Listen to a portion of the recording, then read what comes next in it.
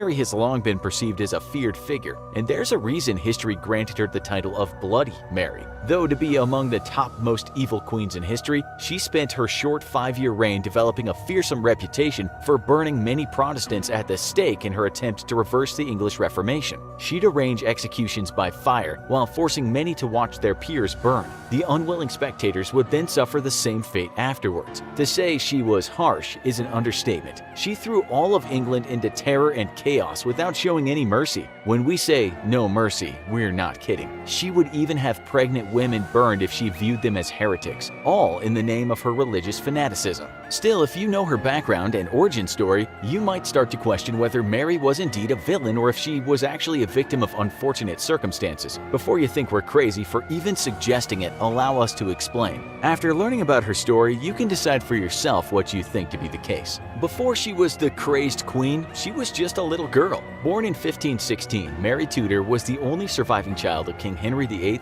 and Queen Catherine of Aragon. Initially, life for her started out great. She was a little princess beloved by her mother, her father, and the people of England. There was just one problem. She was a girl. Realizing there may be no other children, mainly no sons, to inherit the throne, Mary's mother Catherine groomed her at an early age for a promising future as the Queen of England to be. Catherine taught her Latin, thought at the time to be a man's language, so that Mary could someday fulfill the most masculine of roles, that of a sovereign. Though Henry was proud of this daughter, her accomplishments wouldn't be enough for him later, and he'd still want a son. Being the daughter of the King of England and the Spanish princess, Mary also was considered a hot commodity for marriage. Her hand was often promised to sons of various rulers for sake of alliances and political gain. All of these betrothals fell through though. When she turned 11, only a year under the minimum legal age for marriage, her future betrothal was more seriously considered. Before she could embark into a successful marriage, however, something happened that would change her life forever. That is, her father fell madly in love with a woman, Anne Boleyn, and wanted a divorce with her mother. This was probably the biggest, most defining event for Mary due to the numerous repercussions that followed. It was from this moment on that Mary would never again experience a day of happiness. Now, before you jump to judgment and think, well, lots of children's parents get divorced, but they don't grow up to become murderers, we'd advise you to consider that the prospect of divorce was a way bigger deal than it is today, especially for royalty. And this was no ordinary divorce, but rather an event that would forever alter the course of English history. There was also a string of negative consequences that resulted from this momentous change that caused a lot of trauma in Mary's life. And on top of everything situational that was going on, Mary's health wasn't the greatest, while treating Anne as the new queen-to-be. When her father, Henry, granted himself his divorce after being denied by the Pope, he disregarded Mary as illegitimate, claiming that he never truly lawfully married her mother. He'd gone from being a loving and doting father to Mary in her early years to now being a vicious, neglectful parent. If you watched our other episodes, Why Did the King of England Execute His Wives and The Worst Breakup in History, then you're probably already familiar with the events that transpired. Basically, in order to divorce Catherine and marry Anne, Henry had to make some very drastic changes. That is, he had to separate England from the Roman Catholic Church and start his own new Church of England. Since Catherine had been a devoted Catholic and Mary had always followed in her footsteps, this was highly devastating for her. The new Protestant Reformation was yet another factor, a major factor, that added to Mary's profound grief, because her strong Catholic beliefs held significant meaning for her, and she refused to give them up. Many of the people of England loyally supported Mary, were on her side, and felt sympathy for both she and her ostracized mother. After all, she'd been shamefully brushed aside while being publicly humiliated and disgraced by the harsh neglect and maltreatment of her father. She'd been embarrassingly downgraded from the high rank of a princess to a servant for her half-sister, Anne Boleyn, and Henry's new daughter Elizabeth, who now possessed a claim to the throne above her. Mary was a shell of what she once had been, and would now have to witness as little Elizabeth enjoyed the charms of her old life. It's fair to say that Henry VIII was cold to the daughter he'd once claimed to adore, and naturally, Mary would have probably felt very jealous of Elizabeth, sad, neglected, and unloved. This was obviously degrading for Mary's status, position, and pride, as she now lost the affections of her father. To make matters worse, she was no longer permitted to see her mother either. It was also around this time when Mary experienced another painful flare-up from her endometriosis condition. Without a doubt, this was a very lonely and depressing time for Mary, a time that would only serve to spark and fuel her resentment in later years to come, as she'd someday want to retaliate for all the the painful suffering she'd been forced to endure.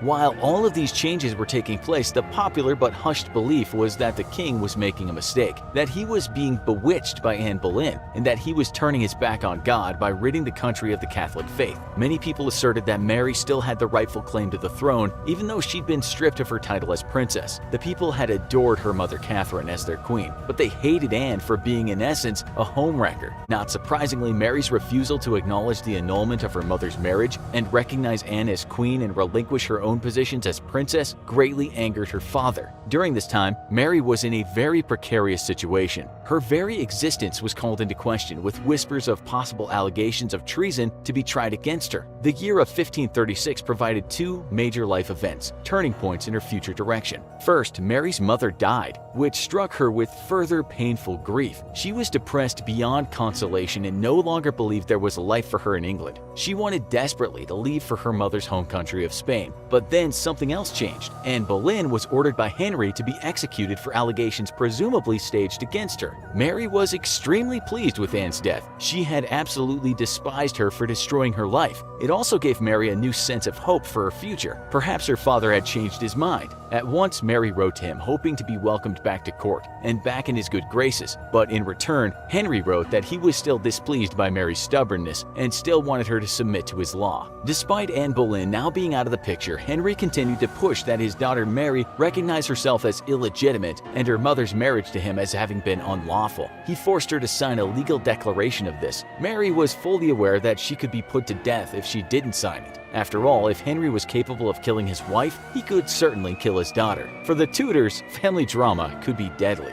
And it wasn't just Mary's life at stake, but the lives of her most prominent supporters as well. Thus, Mary reluctantly signed the dreaded document against her conscience. As a reward, she was welcomed back to court, earned back her father's love, and was reinstated back into the line of succession. This brought her a decade of peace. You'd think it would have provided Mary with some form of a happy ending in this case, but you'd be wrong. The reality was that Mary would always live with a sense of guilt and regret for acting against her beliefs, the beliefs of God and the beliefs of her now deceased mother, all to save her own skin and those of her friends and supporters. Yet, who can blame her? In many ways, though, she was her own harshest critic. Despite being back in good standing with her father, however, Mary still didn't marry during this time. This may be because, as we all famously know, Henry VIII was too busy collecting and discarding his own wives. Clearly, marrying off his first daughter wasn't much of a priority for him, so Mary remained single for a long time. Mary had also gained a brother, the son and heir that her father had desperately wanted, Edward VI.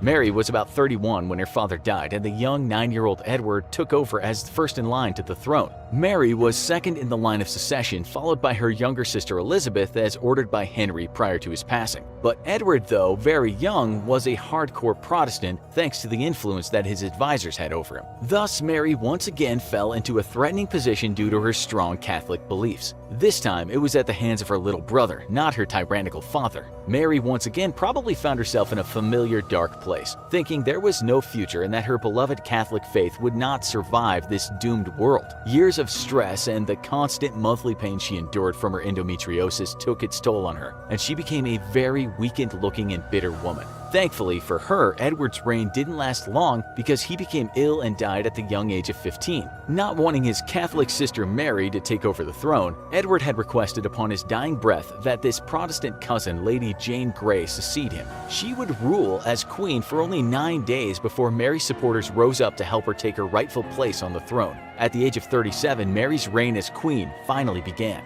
Mary entered London in a triumphant procession in 1553. The people of England wept tears of joy, elated that their beloved daughter of King Henry VIII and Catherine of Aragon was finally taking her place on the throne. Little did the people know what was in store for them. They didn't seem to realize the extent of Mary's anger and contempt. She was a queen fueled by resentment and passionate religious obsession. She was determined to restore the Catholic faith and take revenge against those who had made her last 25 years so miserable, namely Protestants. She quickly became an unpopular queen with the initiation of her mass executions and burnings. To tie England with Catholicism even further, she finally got married to Philip II of Spain from her mother's native Catholic country. This, however, did not provide her with the happy life she so long desired. Though she adored her husband and was smitten with him, there is no record about how he felt about her in return, but we can speculate with a certain level of ease that he didn't feel the same way. One indicator of this has to do with rumors that were circling about Philip having affairs with other women. women. Another clue has to do with what Philip's closest confidant said to him when he praised him on his ability to deal with a woman with whom he could expect neither physical pleasure nor satisfaction. The now 38-year-old Mary was not exactly perceived as attractive, far from it actually, as the charms of her face had faded from years of intense mental pain and suffering. One Spaniard reportedly remarked, "The queen is not pretty, not at all, is low, fragile structures instead of fat, with very white hair and blonde, has no eyebrows, is holy, she dresses very badly." She was also getting older and her childbearing years were quickly slipping away. Though it's a harsh sentiment, Philip very likely only married Mary for political gain, not for love. This is made all the more sad when you consider that she had also gone through a period of feeling unloved by her father. It seemed she couldn't catch a break. Life had not been good to her, and her misfortunes would only continue. Soon after her marriage, it seemed though her luck had changed. When she stopped menstruating, felt nauseated in the mornings, and gained weight, her royal physician suspected she could be pregnant. People rejoiced, bells rang, and there were celebrations held on the streets. Though she grew a belly, however, there was no baby. It is possible that she had a tumor, though many assert she was experiencing a phantom pregnancy, a conditional phenomenon thought to occur when a woman wants a child badly enough and winds up deluding herself into believing she's pregnant while then displaying the classic bodily symptoms of pregnancy.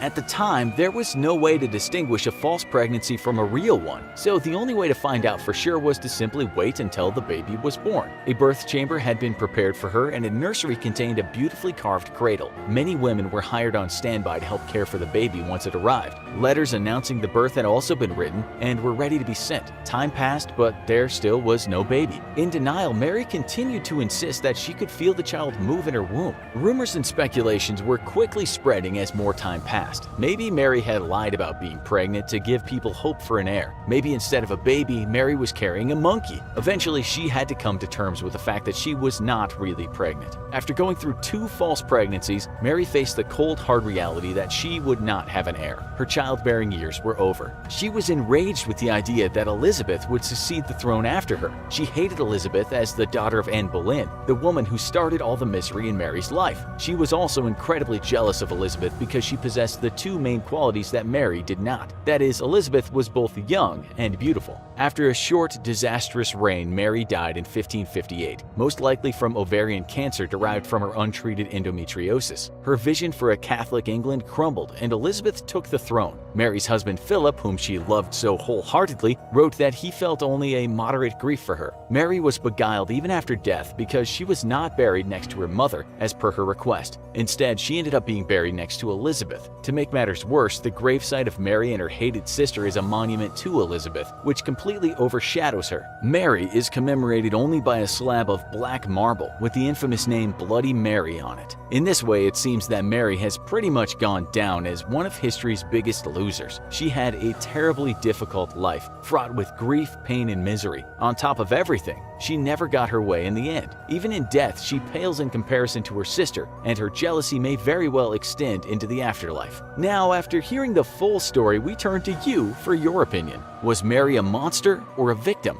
Would she have still burned so many people at the stake if she'd been shown more love? Tell us your theories in the comments. Now, for more crazy stories about royals, go watch Why Did the King of England Execute His Wives? Thanks for watching, and as always, don't forget to like, share, and subscribe. See you next time.